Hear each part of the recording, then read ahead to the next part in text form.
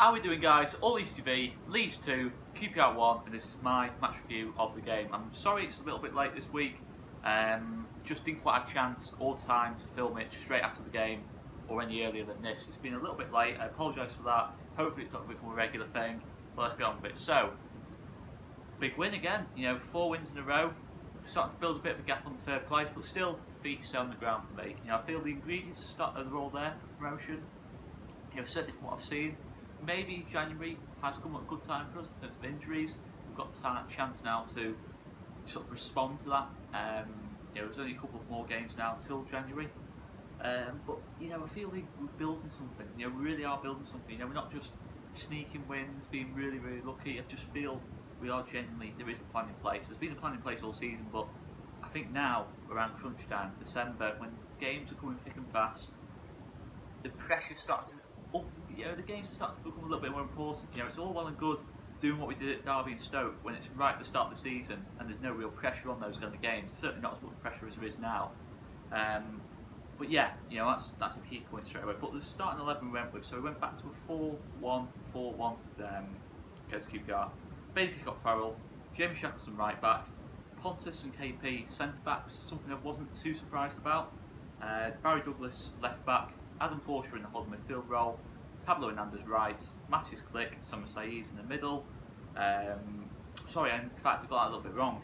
Eshton Alioski on the right, Pablo Hernandez on the left, Click and Saiz through the middle, and Kemal Roof up the top. So, first thing straight away was the inverted wingers idea. It's something we have seen a little bit more of in the last couple of weeks, that Bielsa is happy to go with inverted wingers now. I think it is part of his plan B, to expose the space in the middle of the pitch, or to crowd out the middle of the pitch in effect. And I think what the plan was, from what I could sort of see, I was in the East Stand Up yesterday, and you get quite a good tactical view of the game from the East Stand Up. You can see absolutely everything that's sort of going on the pitch, and you have quite a clear view of it. And it seemed like the plan was to Eshton Alioski and Pablo to tuck in, to allow Jamie Shackleton and Barry Douglas to push on ahead of them. It's sort of the plan, I suppose, to take the full-back out of the game, because he's got to go to Alioski, Jake Bidwell's got to go to Alioski, Angel Rangel's got to cope with Pablo Hernandez, and it just frees up that space for Jamie Shackleton and Barry Douglas to push forward, and it takes their wingers out of it as well. I think Pavel Fajolek on one side and Luke Freeman on the other. It sort of pushed them, forced them to do a bit more defensive work, and that meant it restricted their counter-attacking threat, I felt, because whenever they countered or had the chance to counter, Luke Freeman was in his own half. Pavel Fajolek was in his own half. Erechibi Easy was marked out of it, and as was Naki Wells. The counter-attacks were mostly all in our favour, because the way we pressed and the way we attacked, the whole plan of that, the inverted wingers. But for me, the way we started in that first half, I thought was a superb start. The first 15-20 minutes, we created 2 or 3 good chances for Kemal Roof. One was a lovely cross into the box of Eshton Alioski. There was one that bounced fortunately to Kemal Roof for a Matthias Click shot. I think Pablo Hernandez put in a good cross as well, which Kemal Roof met at the front post but couldn't quite convert. And to be fair, you expect from Kemal Roof to take at least one of those. It really disappointed that he didn't take one of those chances, because I feel it really would be a different game had we got that early goal. I think that's what. I think it's part of the Bielsa plan, is to fast starts in games. You saw from the start of the season, when we get an early goal, we're ruthless. Because teams have to come out against us, and we can really expose that. Going to go on to why it didn't quite work that way yesterday when we went ahead, but I will get on with that anyway. Then they get the goal. They probably get their goal in our best spell of the whole game. The goal it's ridiculous really how the goal happens. It's, to a certain extent, I've got to say, it's more superb individual skill off Naki Wells for their goal. Absolutely no question about it. It's one of the best goals I've seen this season individually, scored for or against us this season. So we're in their own half, they're playing it across the back, but the ball goes to Angel Rangel. It might be someone else, it might be in the right side centre back, Tony Leisner. He launches it forward, he's getting pressed really well by Matthias Click, Kemal Roof and that lot. We're pressing that situation really well, we're forcing them to play it long, something that QPR don't like to do. They're a bit more of a passing, play quite expansive football. I don't think they like to do what we were forcing them into. We forced them into the long ball. And it's a brilliant touch off Naki Wells, but first of all, Callum Phillips should cut that out. For me, absolutely no question about that. He should be cutting that out. Maybe trying to be a little bit too clever, or just didn't quite read this flight of the ball. sometimes, I know it's not maybe our style of play, but you sometimes just have to oof it out. You know, in those kind of situations, you know, I think maybe we do need to oof it out, but that's not the Bielsa style. You know, let's not get too much into that. Pontus should probably cover better as well. He went with his head where probably should have just gone with his feet there. You know, it was winnable, I think, but it's brilliant work off Mackie Wells. I just think Calvin and maybe Pontus could have done better on that goal. But other than that, you know, I can't really say if QPR created another real clear-cut chance for the rest of the game. Certainly the rest of that half, I can't really remember anything else. But that sort of knocked the stuffing out of us, I felt. Yeah, when they got that goal, we just went back to it allowed them to part the bus even more. You know, that's what surprised me about QPR. They've got some fantastic players there, and especially going forward. And I felt the style of play they played, they could have easily gone and tried to be expansive against us. We've got a makeshift back four. We're playing a couple of players out of position. You know, I'm surprised they didn't go at us more. You know, really try and create a few more chances and play on the front foot a little bit more. You know, eventually the way we move the ball, we only need one touch, two touch. You know, a few passing moves like that, and we can break teams down. We did it in the first 20 minutes, but it didn't really change QPR's game plan there. But then nothing really happens until we get our goal just before half time. It's brilliant on Pablo Hernandez. I mean, Pablo did not have his best games yesterday. You know, in terms of creativity, it wasn't his best game, but he has that moment of class. You know, at the time it looked like a scuffed shot went to Kemal Roof, but he meant that. You know, outside of his foot, it's just an inch perfect pass again off Pablo, and it's what you expect of Pablo every single game, every single week. It's something like that happens. He might not perform the best, but look, most weeks he's absolutely superb, absolutely no question about it. But even when he doesn't play well, he makes something happen. That is why he's a fantastic footballer and one of the best in the league. Certainly creatively, I don't think there's anyone who can compare to him at the moment. And then Kemal Roof, good finish. You know, he's missed a couple of chances early in that half, but he gets the finish. And 1-1, and I feel at half time, you know, what I will say is when we went one down, I never ever felt like we were going to lose the game. I certainly felt we could get something from the game or even win the game, because of the way we manage games, the way we move the ball. You know, it's difficult to stop us when playing the way QPR did yesterday, but you know, the second half comes and we start even better than we did in the first half. I thought the start was absolutely superb. We got on the ball more, you know, we were pressing even better, everything was just a lot more energetic than the way we finished in that first half. And then we get the penalty. You know, the penalty is lucky. You know, it's lucky, that penalty. It's come from a quality pass off Pontus Jansson. You know, he plays that ball to Kemal Roof. It's a bit of a miscontrol off Kemal Roof, and it's lucky. If we're being honest, it's lucky. But look, how much bad luck have we had over the last couple of weeks? We're due some luck. You know, I'm not going to criticise that at all. We are due some luck. We got some luck, and we scored a penalty. But it's a bit frustrating, I felt, seeing Pablo and Roof arguing over the penalty. I don't like that myself. You know, I think Marcelo Bielsa saw the positive side of that, saying it shows. I can't remember the exact quote, but he saw the positive side of it. For me, I'd be surprised if behind closed doors Bielsa was that sort of understanding. You know, for me, I just don't think it's necessary sometimes. You know, I'm quite old school in the sense that you have a designated penalty taker. He takes every single penalty. It doesn't matter what stage of the game you're at, whether it's on a hat trick or he's to win the game or whatever. It's the last minute. Whoever's designated to take penalties, your best penalty taker takes penalties. I think Pablo is classed as our best penalty taker, even though I do actually think Matthias Klick's probably our best penalty taker.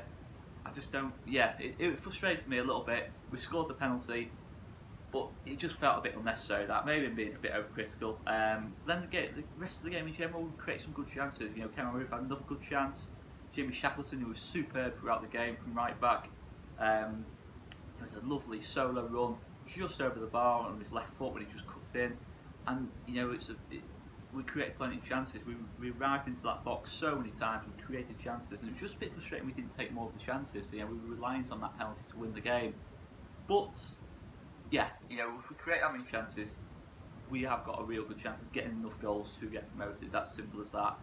But I just felt, you know, when we later on in the game made it a little bit more difficult than we needed to. I felt we tired a little bit.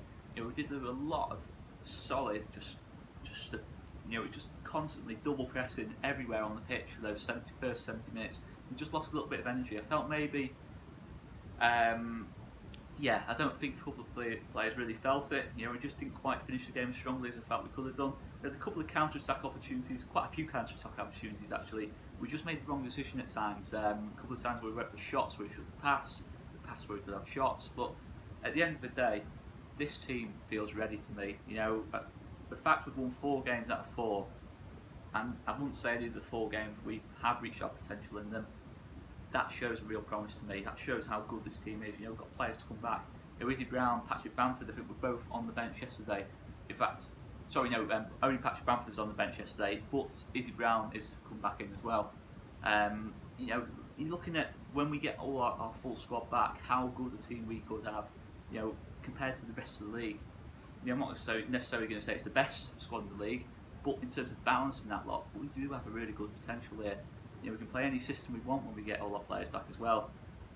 But you know, we've just got to keep going. You know, the game management's been superb, and that all comes from Marcelo Bielsa. And you know, it's just unbelievable. You know, it's just yesterday really was one of those for me. When we won that game 2-1, a couple of results have gone our way. We've gone 5 points clear at the top. We've got Marcelo Bielsa as a manager. We're watching people like Pablo Hernandez, Matthias Klick, Pontus Jansson, Summer Saiz, Barry Douglas playing for Leeds United. It's quite incredible in comparison to what we've been used to over, you know, the 4 or 5 years before this season.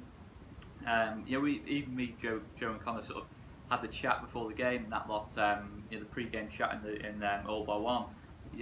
We were saying that, like, it's just sometimes you just have to take a step back and think, wow, you know, we won the game yesterday, but I still felt we could hit another level. And I just feel when we get the best players back, we will hit that next level. In terms of man of the match, I'm going to go for Adam Forshaw. You know, I'm going to say it again, I thought he was absolutely superb, Adam Forshaw. In that holding role, I just think he looks good in that role. I think he's had a bit of criticism for not moving the ball quickly enough, but he just gets that role for me. You know, and I think he you know, he gets a bit over criticised for that, but he never loses the ball. You know, he never actually loses the ball. He wins important free kicks at key times in the game. He's just that momentum builder. You know, he's just so intelligent. He just shows that know-how all the time. You know, he's done it with Borough, he's done it with Brentford, and he knows how to win promotion. He's just that kind of player, that kind of one player in your team who you need to break down a game, just keep things a little bit more simple sometimes. You know, when everyone's trying to be a little bit more flashy and create stuff, you need that player in there who's going to be the wise head to an extent. And he just, you know, my old man was saying, he's wearing that number 4 shirt, and compared to some of the players we've had wearing that number 4 shirt over the last couple of years, has been an absolute disgrace, to be honest with you. But Adam Forshaw, he is more than earning that shirt for me. He just, you know, I think what I said before the game was, if Coopers are not available, that KP should be captain. But for me, I'm actually going to change that. I'm going to say Adam Forshaw should be captain. I think his experience, just his whole, the way he plays, he's just so, what's the best word for him, I'm thinking here? He's so mature. You know, he's just really, compared to the rest of the team, he's just the mature head in that team for me. And just, his performance was superb. He just stopped so many counter-attacks and just protected that back four really well. Because the back four was doing some, back four and Bailey pick up power, we were doing some ridiculous things towards the end of the game, like not getting the ball clear. But Adam Forshaw felt that last 20 minutes was just so crucial to getting us that win. He managed the game. He was Bielsa on the pitch yesterday for me. Another contender, Jamie Shackleton. Jamie Shackleton was absolutely superb yesterday. I've been saying it for weeks that I felt he should have been in there instead of Stuart Dallas, but I can see why Stuart Dallas was playing. But I just feel Shackleton's got that all-round package, you know, can defend, and when he gets into that final third, you know, I don't think he maybe moves the ball as well as Luke Ayling, but in the final third, I feel he's a little bit more natural than Luke Ayling. You know, he's got sort of, he's got characteristics like a BYRAM in terms of awareness of how to create a chance and that lot. Whether he needs to take on his man, he needs to get the cross into the box or lay it off to, you know, player in a better position. It's so seamless for him. You know, he doesn't have to think. It's just natural, and he just seems such an intelligent player for his age as well. And then he's got elements of Lewis Cook about him as well. You know, you can see that centre mid in him as well, the way he can drift past a player. You know, because I think his more natural position is as a number 8, but he shows. But certain characteristics from being a number 8 can transfer to being a fullback as well. You know, you make a comparison potentially to Trent Alexander-Arnold at Liverpool. He was a centre mid, but converted into a right back, and it is something that can happen. I think certain characteristics, especially going forward, do translate well to a fullback. And I just thought going forward, he was really good yesterday. Could have scored quite easily, created chances. It was a fantastic performance from him. And I think in that final third, he's better than Luke Ayling. But But I'm not going to say he's better overall than Luke Ayling. You know, I think in terms of movement on the ball, you still want Luke Ayling in the team, but Jamie Shackleton is more than capable of filling in. You know, and I think it's going to be a really interesting competition that now between when Luke Ayling's back from injury and Jamie Shackleton. It could be a really, really good battle, and it can only be good for us as well. But yeah, it was a superb full-back performance for him. But I'll stop rambling now. That's my review of the game. Make sure you check out Conor's review of the game, Joe's review of the game, all our interviews and match previews from yesterday as well. I've been Oscar Marriott, and we'll see you later.